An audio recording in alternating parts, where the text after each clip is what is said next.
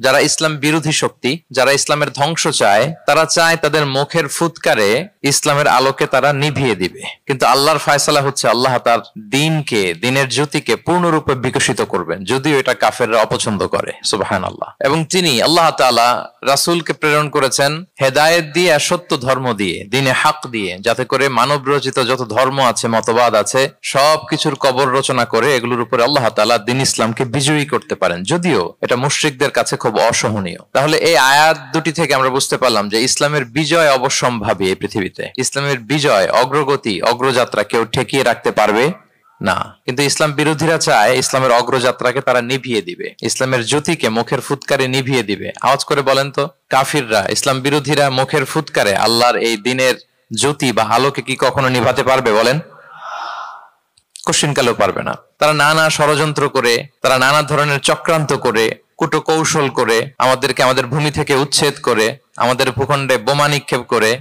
নানা ধরনের ষড়যন্ত্রের ছক এঁকে আমাদের নওজওয়ানদেরকে শহীদ করে, গ্লোবাল সমুদ ফ্লোটিলার মতো নৌবহরকে আটকে দিয়ে ওরা ভাবে যে ওরা ইসলামের বিজয়কে ঠেকায় ফেলবে। আসলে কি পারবে? না। আল্লাহ বলেন, আমি ইসলামের জ্যোতিকে পূর্ণরূপে বিকশিত করবো। আল্লাহু আকবার। এটাকে কেউ ঠেকাতে পারবে না। তাহলে ইসলামের বিজয় অবশ্যম্ভাবী।